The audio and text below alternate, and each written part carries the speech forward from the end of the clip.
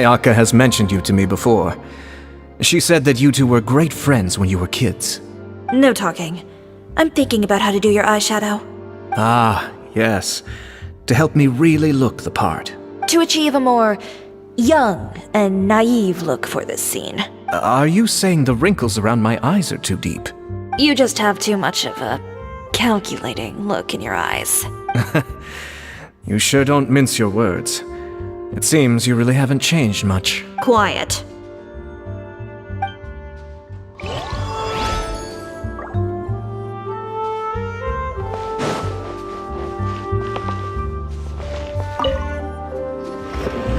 How about here? A little more. You got it. Hey, Yoimiya, do you need a hand? No, I'm fine. I heard that the travel... Really? Well, sure, I just think that after all your journeys together, you two must have... Oh, I see. Yoimiya, we need lights over there to... Oh, on it! I've got to get back to work. Chat with you later. Oh. Seems like Yoimiya's really getting into it. But she was right.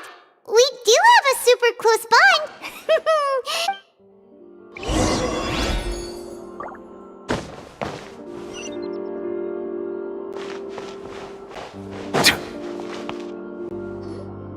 So, this is a... No, it's just a prop weapon.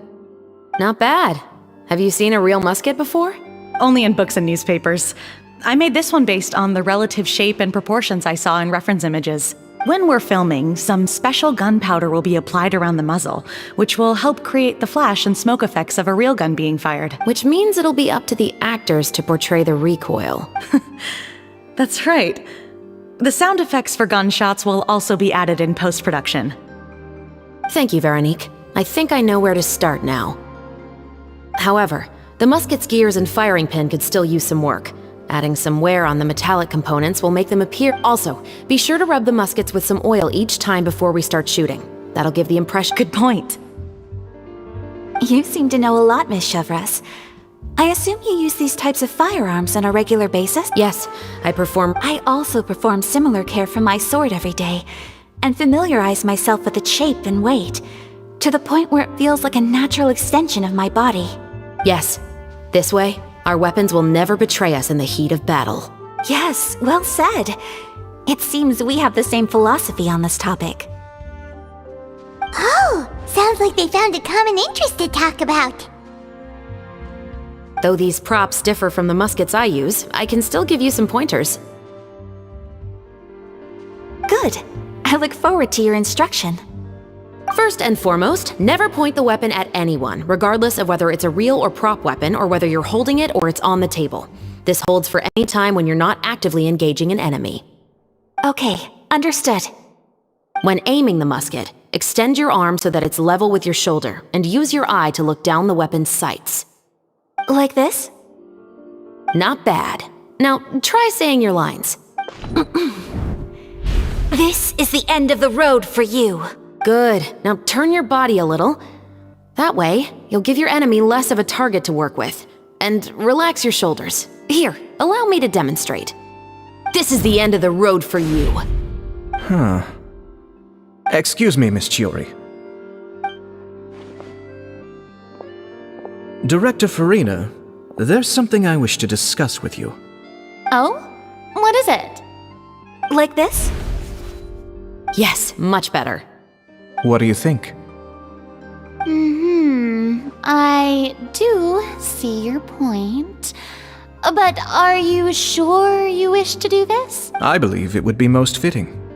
Well, if you insist.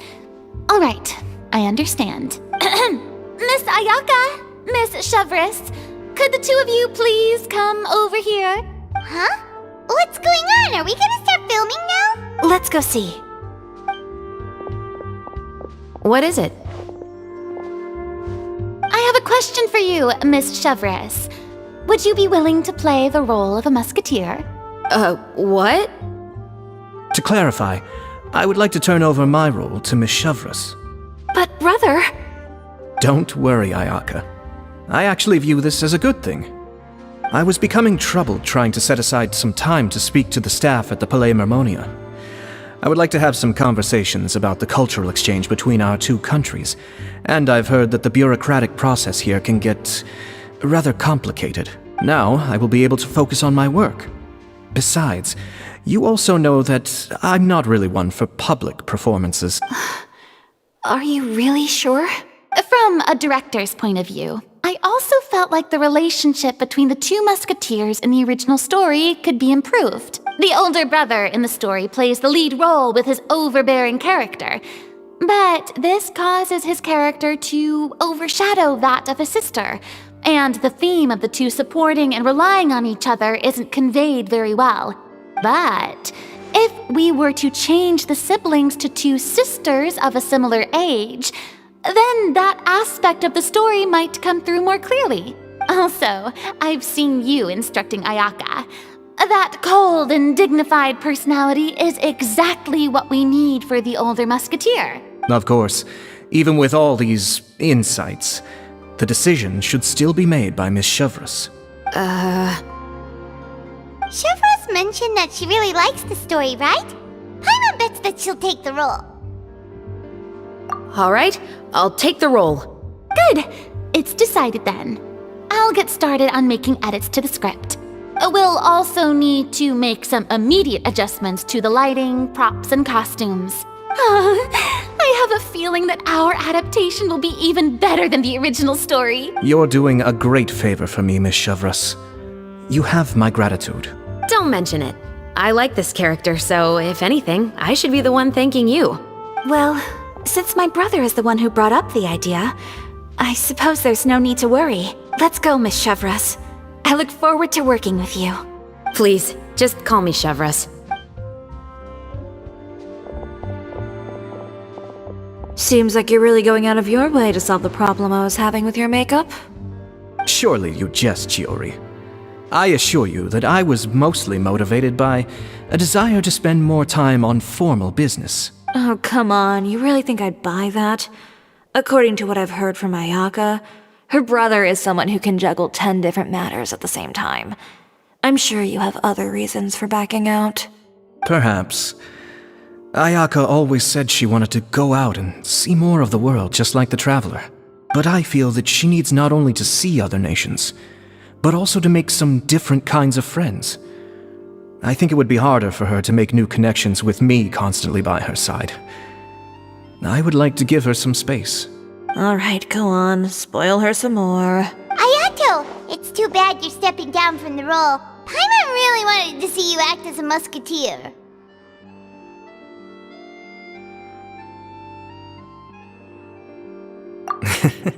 No need to poke fun at me. I'd wager that you also felt that I wasn't the best candidate for the role. It's a little hard for Paimon to imagine you saying those lines. Yes, I've made an appointment to meet some people from the Palais Mermonia. Now, I will have some more time to prepare. Traveler, get the camera ready. Paimon, get the clapperboard. Actors, to your positions. We're about to start shooting the first scene. Go on now. And please take good care of Ayaka. Yep, don't worry.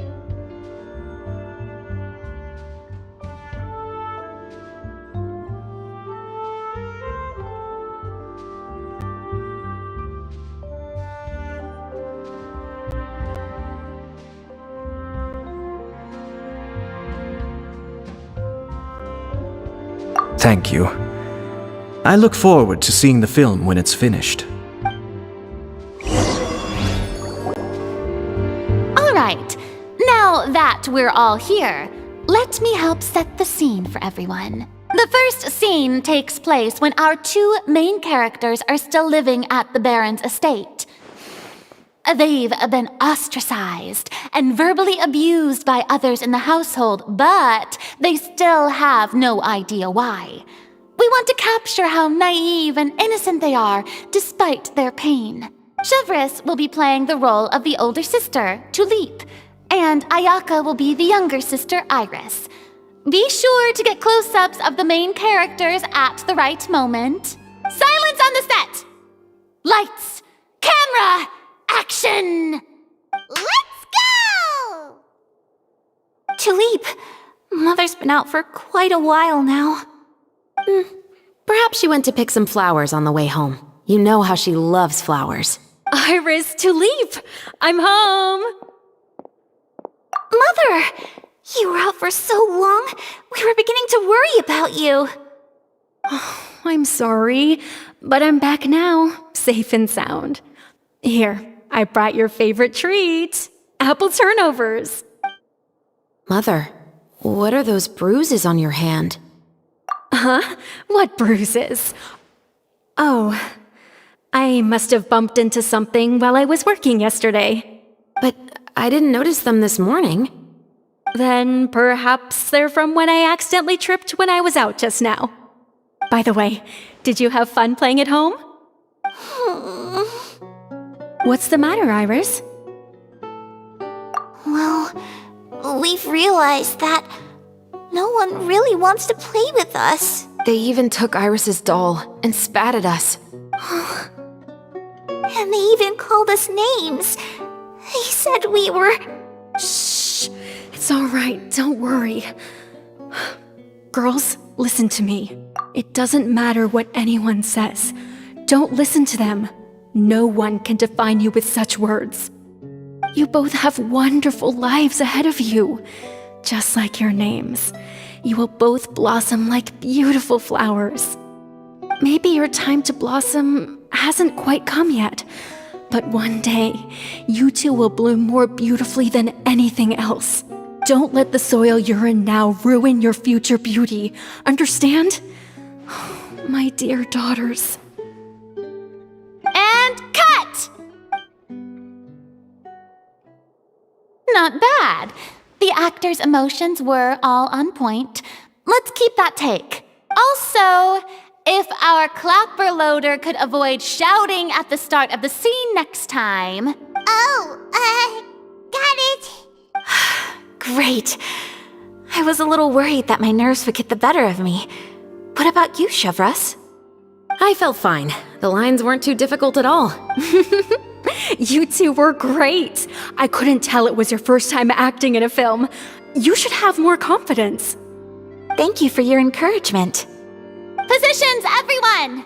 We'll move on to the next scene after we try a few more camera angles.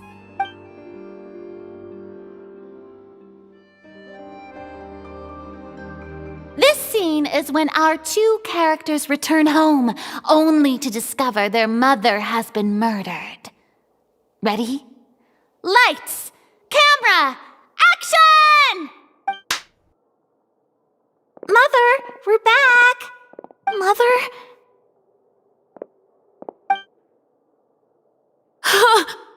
What's wrong, Tulip?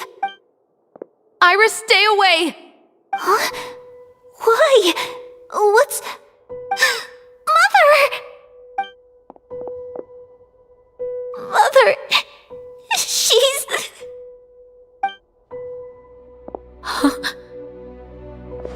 There's poison in this cup. Huh? I could have sworn I've seen this kind of cup before. Those aristocrats. They didn't even try to cover up their actions.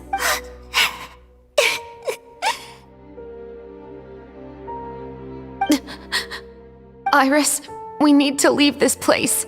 Leave? But now that Mother is gone, where can we even go? Anywhere. All I know is that we can't stay in this house. But are we just going to let them get away with this? We'll have our revenge, I promise you. Just not right now.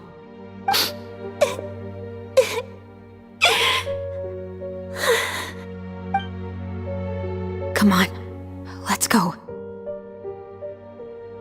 No, wait. We can't just leave Mother here like this. At least let me leave this rose with her. That's why we went out in the first place. To buy her this flower. All right. Goodbye, Mother. We'll avenge you. Someday. And cut! Beautiful! Great performance! Oh, my, you're so amazing, Ayaka! And were those real tears I saw? How did you do it? I was surprised too. Thank you for the kind compliments. Actually, as soon as Director Farina said action, I told myself not to think about anything. I just felt the weight of the moment and became the character. It's quite similar to practicing the art of the sword. You clear your mind and focus only on what's happening in front of you. Ayaka's performance was amazing. Have I discovered an acting prodigy? Pipe down, everyone! We need to move on to the next scene!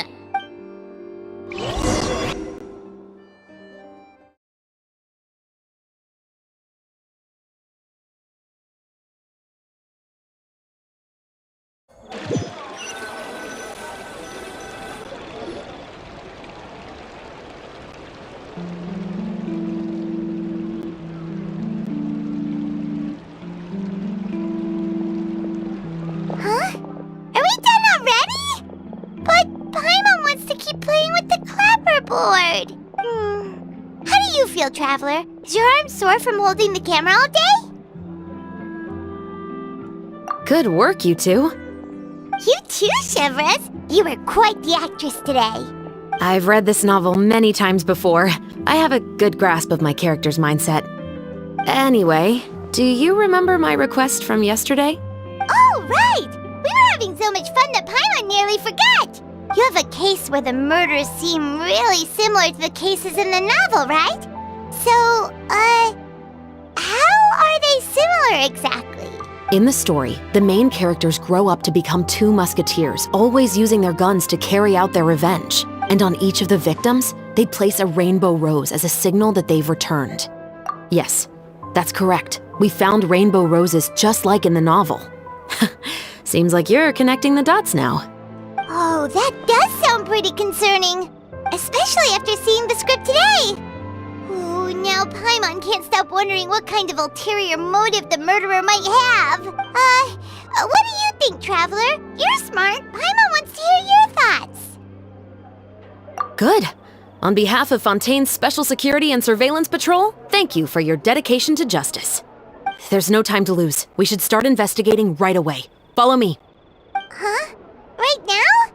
But we just got done filming all day. Paimon's so tired. The most valuable intel always comes after nightfall. They are like small, remote islands in the middle of the sea. If you don't stay vigilant, you will pass right by them in the fog. That's how one of my favorite books always puts it, at least. So where are we going right now? Let's start by checking out some workshops that sell mechanical components. If the culprit is making their own weapons, it's very likely that they'll visit those sort of places.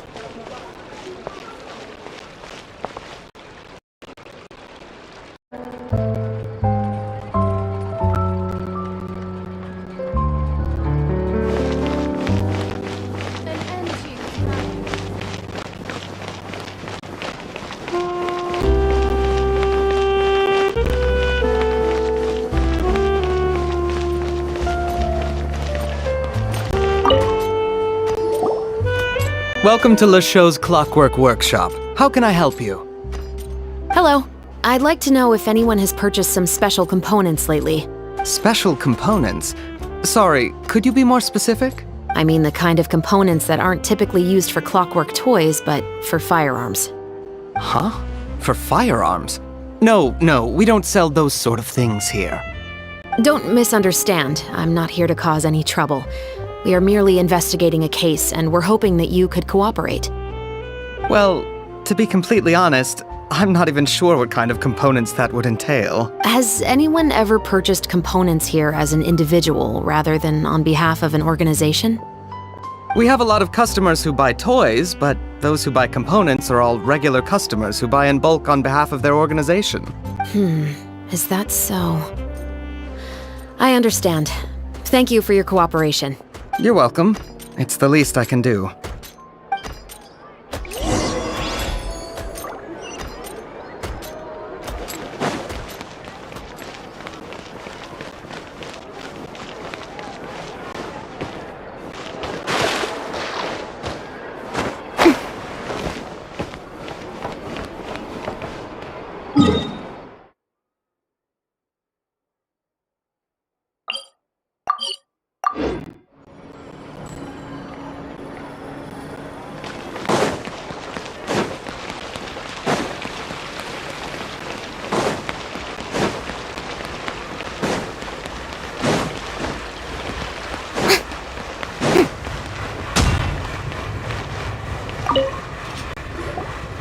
Oh, hey, Chevris. Run out of oil for your musket again? Hello, Estelle. I want to know if anyone has come to your shop recently to order some firearm components. Oh, is this another case? Let me think. I don't think so. Some people have requested that I make some prop guns for the Fontanalia Film Festival, but I refused all of those requests. Oh? Why's that? Because there's no profit! I only make things here that can do some real heavy lifting. I don't have the energy to make some new molds just for the festival. Then has anybody come specifically looking for mechanical components? Well, I usually sell off my scrap to the Fleuve Cendre. I don't typically give them to one specific person. I understand. Thanks for your cooperation. Don't mention it. Always happy to have the Musketeers' patronage. Seems like we haven't found any leads to go off yet. Yeah, unfortunately. All right, let's head to Fleuve Cendre next. Huh? Are you sure? People might not be so thrilled to see the captain of the special patrol there. You think so, huh? Then I guess you don't know Huh? Know what? that I grew up in Fleuve Cendre.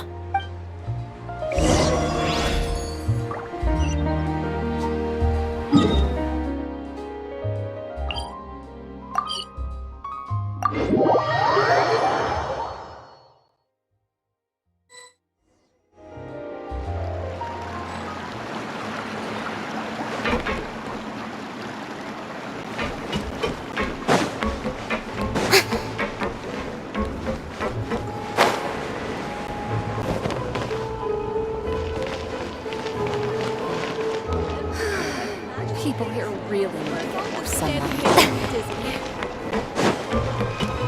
Whatever business you're in, you gotta keep up with the changing times.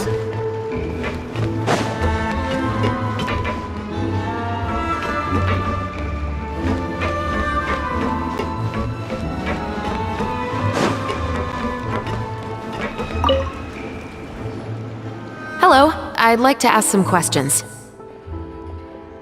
I don't know anything. Don't worry, I'm not here to arrest anybody. You say that now. It's the truth. Here, take this as my guarantee. Wait, did Paimon just see what she thinks she saw? Is the captain of the special patrol bribing a citizen? Seems you're different from the other guards. What do you want to know? Have you heard anything related to muskets in Fleuve Cendre lately? Anything at all? Muskets, huh?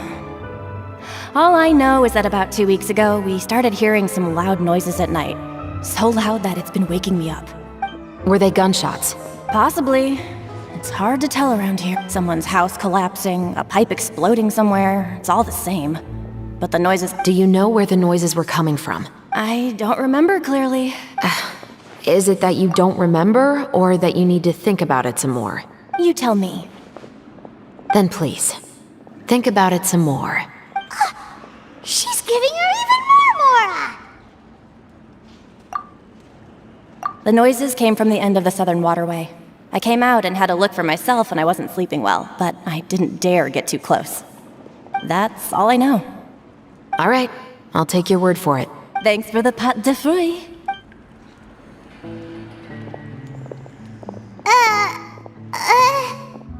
No need to be surprised. I grew up here, remember? I know how to get people around here to talk. My apologies, I'm all out of sweets. Though I do have some other tempting snacks in my custody. Fries, fried chicken, and even onion rings. But taking care of junk food is my responsibility. You're better off sticking to your normal, nutritious diet. Now then, let's keep going.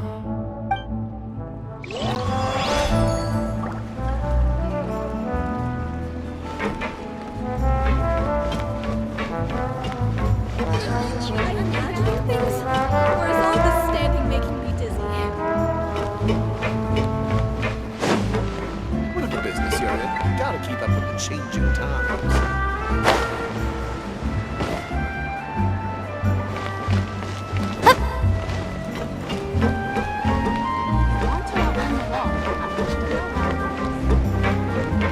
I guess I'm finally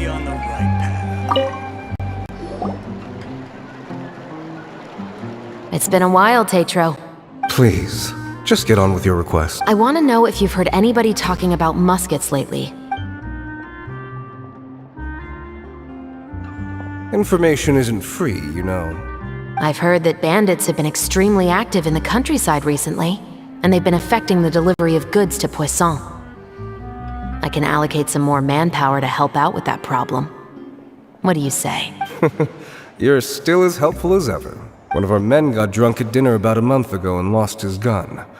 3 days later, it turned up in the corner here. What's weird about that? He just forgot where he put it, right? This is Fleuve Cendre, my friend. Anything of value left in the tavern won't ever make it to the next day. But that gun turned out to be an exception. It didn't get any new wear and tear on it, and didn't even appear to have been fired. We were quite mystified as to what could have happened. I suspect it came back because the weapon was already known to the guards. You mean, a criminal was afraid the Marechaussee Phantom would use the shot marks to track them down? Maybe. But if that's the case, the culprit really took great care to avoid getting caught. I didn't say anything about a criminal.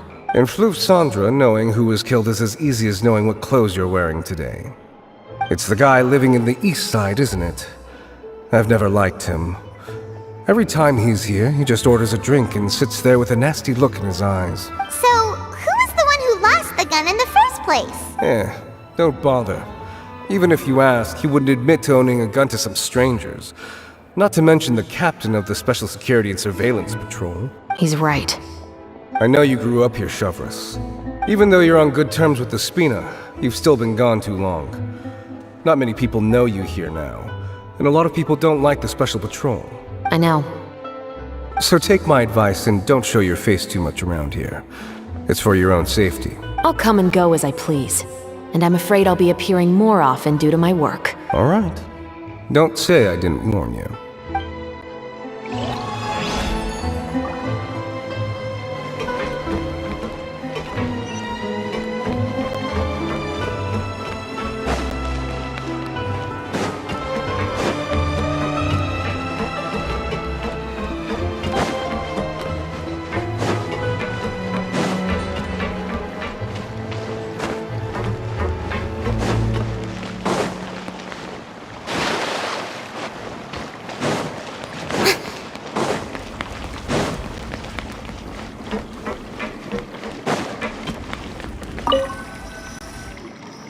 What's all this? Some broken planks and barrels, as well as some liquor bottles? Yes, but have a closer look, Paimon. Even though somebody has purposefully tried to clean them up, these are obviously marks from musket bullets. In other words, someone was here trying to improve their shot. They were using the barrels and bottles for target practice. Could it have been the killer? Your guess is as good as mine.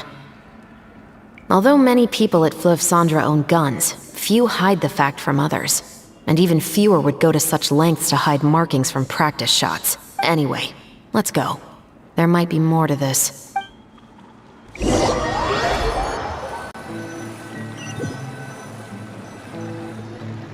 Seems like that's all we'll be able to uncover for today. Paimon feels like we managed to learn a lot more here than up on the surface. Yes. Assuming that everything we found is indeed connected to our suspect, then their timeline was probably something like this. A month ago, our suspect found a gun and took it home to disassemble it. Once he'd figured out its mechanics, he brought it back. In the following weeks, he used some parts to create his own makeshift musket and took it to the Fleuve Cendre for target practice. Then, a few days ago, he found his target and carried out the murder. Once the deed was done, he left a rainbow rose on the body, just like the scene in the novel. That all makes sense to Paimon, but we're still no closer to figuring out the killer's identity. The deceased was a resident of Fleuve Cendre. It's said that he was a poor, solitary man. Yeah, that's also something I'm trying to figure out. If we are indeed following the novel, and there's a story behind the murder, then this murder should be an act of vengeance. But according to our investigation, the deceased didn't have any enemies. He was no saint, but no one's heard of a rival who hated him enough to shoot him dead, much less care to leave a rose on his body. What message is the killer trying to convey, and to whom exactly? We've thoroughly investigated that possibility. He claims to have spent the whole day at the Opera House on the day of the murder, and the staff there have confirmed his account. Okay, so he has an alibi. Not only that, he lacks a credible motive as well. He has a family of his own, and both of his parents are still alive. I've looked into his records. He was adopted at the age of 6, and all the proper procedures were followed. There are also records of him at an orphanage before then.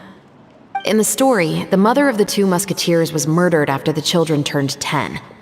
Of course, he could have changed the children's ages, but I don't want to assume anything without evidence. More importantly, I've also had a chat with him in person. He didn't seem like the kind of person who would pull the trigger to kill a man. Then, what should we do now? We have all this new information, but it doesn't help us move forward. Investigations take time. I didn't expect us to catch the culprit in just a single day. How about this? Let's spend the next few days filming with the crew. We can continue the investigation once we're done with the film. I'm sure that given time, new leads will present themselves. Wait, but weren't you saying Intel is like small, remote islands in the middle of the sea just a moment ago? Wouldn't you just miss them if you were to stop looking? But the book had more than one reference to the islands, Paimon. Oh? What else did it say then? As long as you spend enough time sailing through the fog, you'll eventually come across an island.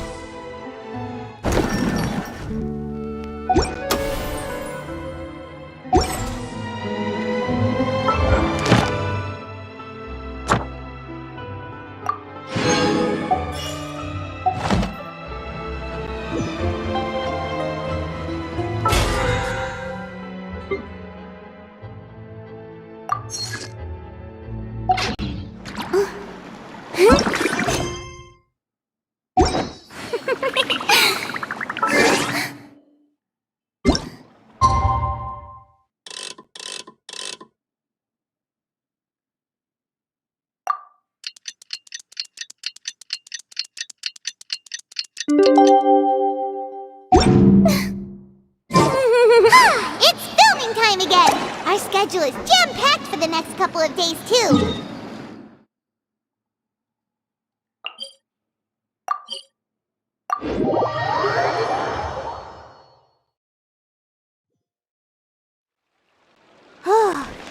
Anyway, let's head out and meet up with the others.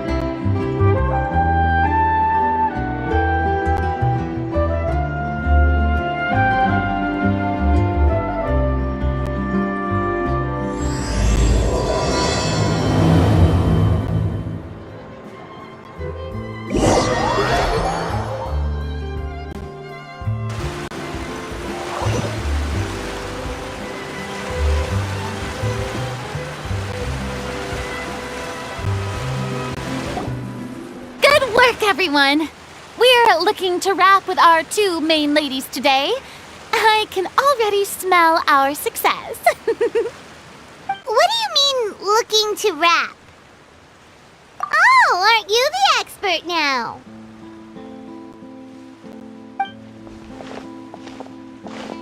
This upcoming scene is the 2 musketeers' final confrontation with the Baron. There will be quite a bit of action, but no choreography beyond what we've already rehearsed. Anyway, get ready. Lights, camera, action! The view is beautiful tonight. It reminds me of that fateful night 10 years ago. And now that I've said it, I can even make out the faint fragrance of herbal tea in the air. Enough, villain! It's time that you pay for the death of our mother! My dear Iris, have you forgotten your manners? How can you speak like this to your own father? I'd sooner swallow all of my teeth than call you father. What did I expect? Seems the daughters have turned out to be just as obstinate as their foolish mother. In this world, mora and status is everything. She thought she could blackmail me using her children and force me to grant her recognition and concessions? Ah, how naive can a woman be? Mother never asked a single thing of you. All she wished was for us to live a peaceful life, just like the others. It was you who personally brewed the poison of prejudice and sent Mother to her death. Compared to that deadly poison, the 2 bullets that will soon pierce through your heart will be like sweet mercy. And that's exactly why I said you're just as naive as her. Did you really think 2 muskets would be enough to defeat me? So let's see. What is stronger? Mora and power, or the 2 muskets in your hands? Get them! Tulip! There are too many of them! It'll be okay. We'll cover each other, Iris. And Mother will be watching over us, too.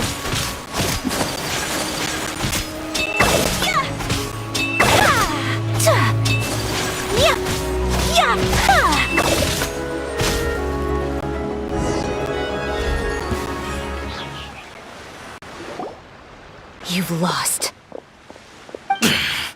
To think I'd lose to my own 2 kids. We are no children of yours, and we'll never call that place our home. Then tell me, what did you do all this for? You lost your mother, and will soon kill your father as well. What will you gain in the end, other than sentences for your crimes? We will gain our long-awaited justice.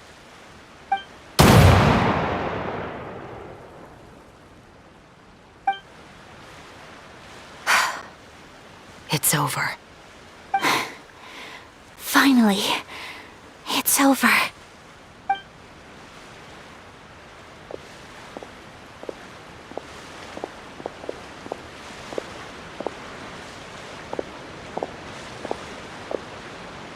So, where will you go now, Tulip?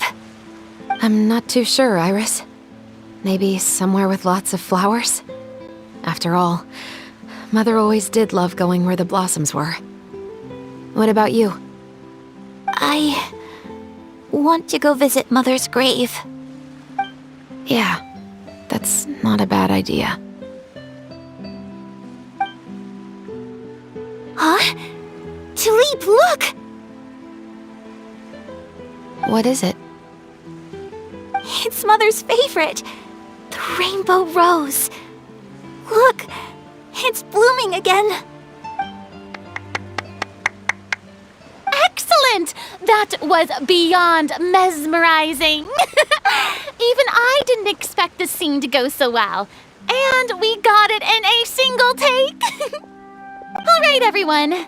We've got a wrap for Tulip and Iris. Congratulations, Ayaka and Chevres! Thank you. I didn't expect our parts to wrap so quickly.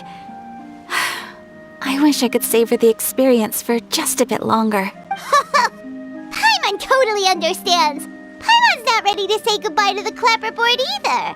Filming has really been a lot of fun. You were great too, Chevres. The way you said, long-awaited justice. It gave Paimon chills. That is indeed my favorite line in the whole book. I still remember trying to act it out in my room the first few times I read it. Whoa, Paimon would have never guessed you're that type. Who doesn't like stories where the guilty are punished and justice prevails over evil? Don't forget, I'm the captain of the Special Security and Surveillance Patrol. Captain, I have something urgent to report. Please excuse me, everyone. I'll be back in just a moment. It's okay, don't worry about us.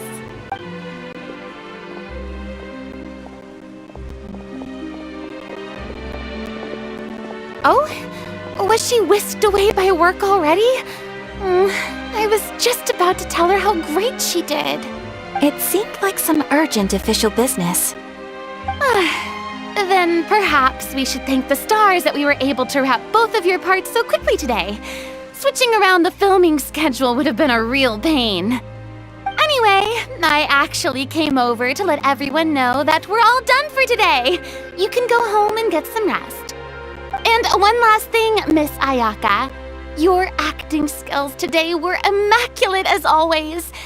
Are you sure you won't consider taking up full-time acting? See, I just happen to know this great troupe that's still looking for a lead actress. Thank you for your kind words, Director Farina. Unfortunately, there are still many matters that I have to take care of back home at the Yashiro Commission. I cannot remain in Fontaine to pursue an acting career. Nevertheless, I will make sure to treasure this incredible opportunity in my heart. Oh, that's a shame, but I understand. Just let me know if you ever change your mind. I believe it's also about time for me to take my leave. But hopefully I'll see you on set over the next few days. Even though my part's wrapped, I'd still like to swing by and help out the crew. See you tomorrow, Traveler and Paimon. Yep, see you tomorrow! Well, what should we do next? Maybe we'll go investigate the case some more with Chevres today. Traveler, Paimon, please come with me. Huh? Where are we going? You could say that our ship has finally chanced upon one of those small, remote islands of intel.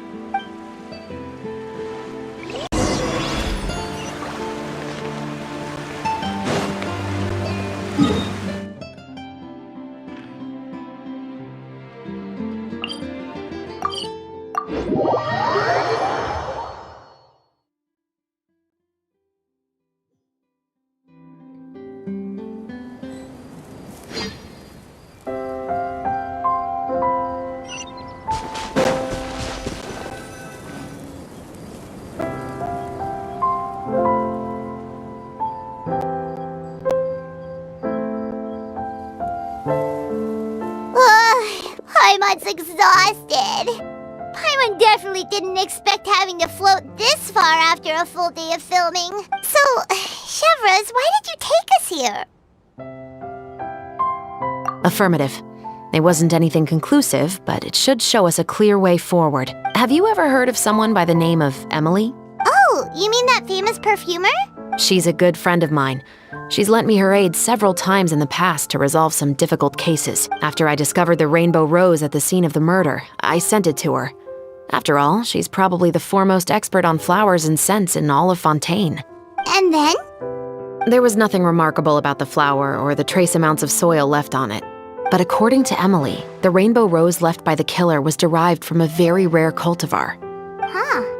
Paimon didn't know that there were different varieties of rainbow rose. Paimon just thought they grew everywhere in the wild. Flowers that are deliberately cultivated will always show some different features from those that bloom in the wild. We already knew that the rose left at the scene belonged to a special cultivar, but with Emily's expertise, we were able to pinpoint the place where it was first picked from. Oh, Paimon gets it now. So whoever first planted that rainbow rose was probably the killer. Precisely. And after we checked what we learned against some sales records from the past, we discovered that there's only one person in all of Fontaine who could grow and sell this specific cultivar. Really? And who is it? It's the novelist. But didn't you say he had an alibi? To be clear, I haven't changed my mind about him. I still don't think he was the one who pulled the trigger. However, that doesn't mean the true culprit never visited him at his home or never purchased a rainbow rose from his garden. Whatever the case, we will have to confirm a number of things with him. So you mean the next place we need to go is... Yes, we're going to pay him a visit at his home.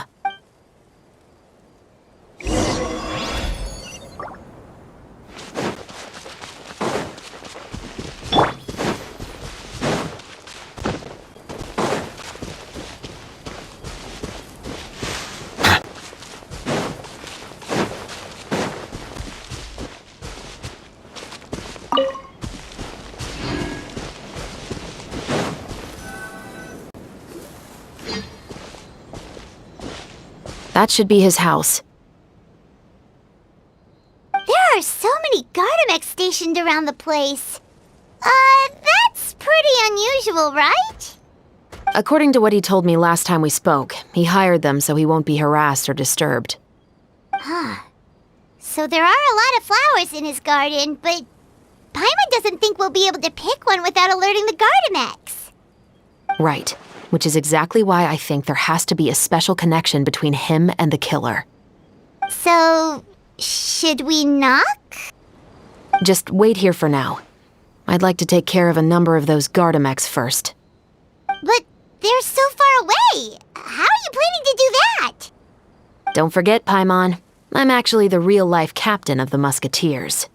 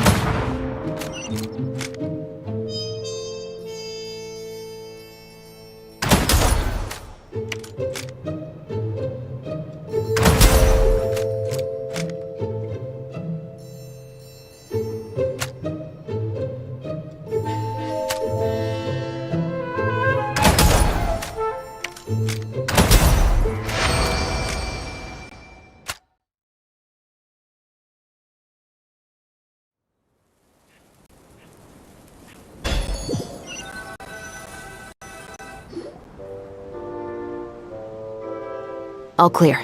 Let's go. Wait! Paimon's a little nervous now that we know he could be the killer. Can we go over our plan of action again? I'll go knock on the door and make sure it's safe inside. Once we're sure that we're in the clear, I'll ask him to come with us for a quick round of questioning at the guard's headquarters. But can't we just arrest him?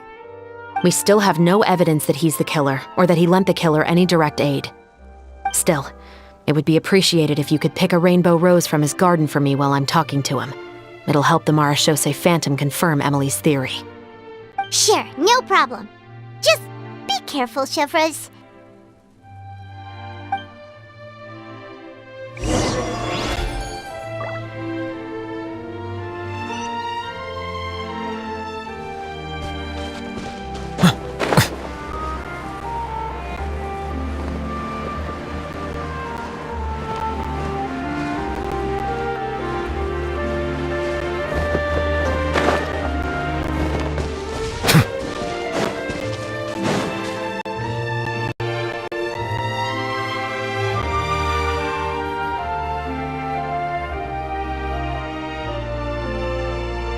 Excuse me, Mr. Baptiste, are you home?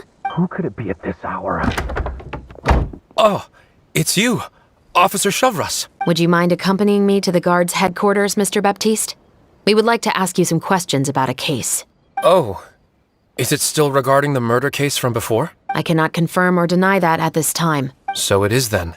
Listen, I need you to come with me, Mr. Baptiste. Miss Chevres, I'll save you the trouble. Oh, and you two over there? There's no need for you to pick my flowers either. It's not time for them to bloom yet. Oh! Okay.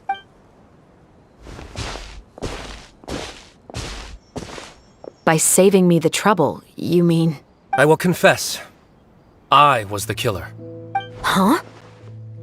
He just admitted he's guilty! Please relax, everyone. I'm not armed. The musket you're looking for has been buried in my backyard. Then it's my responsibility to inform you, Mr. Baptiste, that everything you say right now will be used as evidence for the inevitable trial. Yes, I am perfectly aware of that. I must say, I hate this feeling. Oh? Is it because I confessed? Or because you've been proven wrong? Both, I suppose.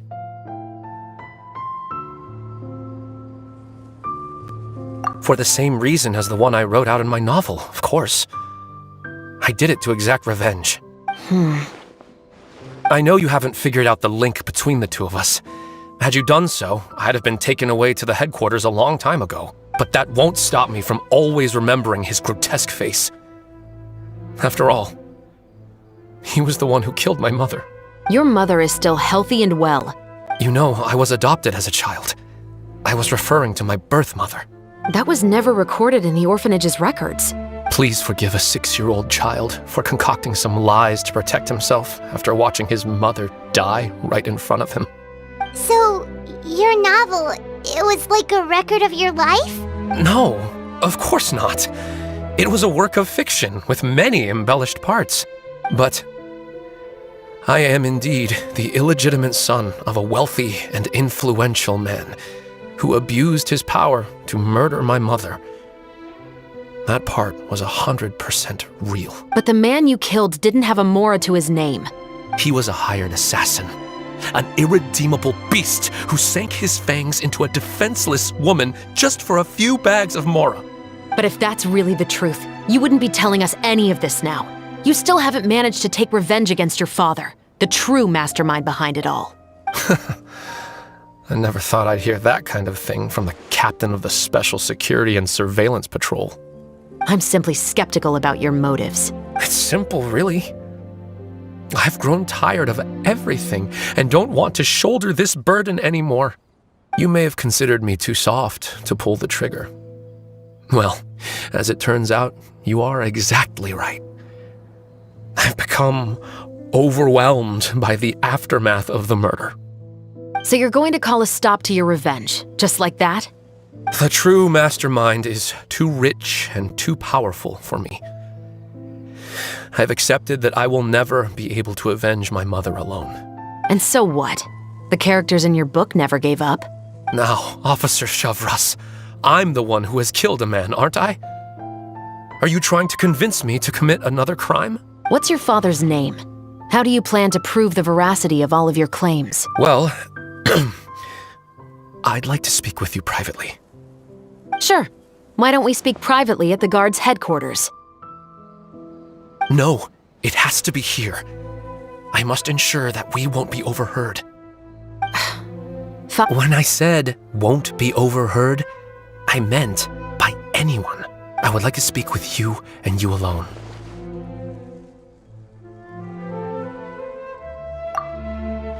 Thanks. I appreciate it. Please stay safe, Shavras. All right. Let's hear it. Will you really believe what I'm about to say? Well, that depends on what you're going to tell me. Fair enough. Fair enough. Then listen closely.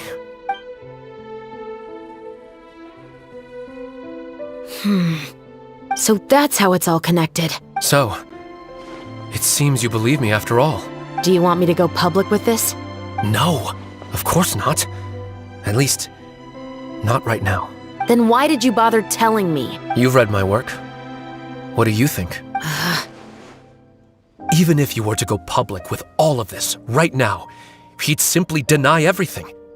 It's been too long. Almost 20 years. Anything that could be used as evidence has long faded away. Even if there might have been a solitary island of truth once upon a time, it has long sunk beneath the waves by now. Justice will never find him.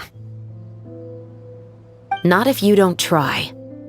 I know that as the captain of the Special Security and Surveillance Patrol, you will always stand on the side of justice. But do you really think a cushy life in prison really constitutes justice for him? I bet he could lead an extremely comfortable life in the fortress of Meripede. What are you trying to say? I've been observing you from a distance. Your portrayal of the musketeer was exquisite. Pull the trigger of justice against him. Let the villain get what he deserves. You want me to let you go so you may complete your revenge? No, Officer Shavras. I know that would be impossible. No. What I'd like is for you to perform the deed on my behalf. Oh, Shavras sure is taking her time. What could they be talking about anyway? Paimon's worried. What if he decided to attack her? Oh, you do have a point. Still, do you have any idea who the rich person might be? And why the novelist doesn't want us to hear what he's saying to Chevreuse? Sorry to keep you waiting, you two. Hey, how did your talk go? I've already sent someone to escort Baptiste back to the headquarters for questioning. He wasn't lying about the musket. It was indeed buried in his backyard. But what about the name? Did he tell you the name of the rich guy? Yes, he did. But for now, I have to return to the Special Patrol. There are still a few loose ends I need to tie up. I'll probably be quite busy over the next few days, so apologies if you don't see me on set. All right, Paimon understands if you can't tell us everything you know. We'll just keep an eye on the Steambird then. Actually, there's still something else I need your help with.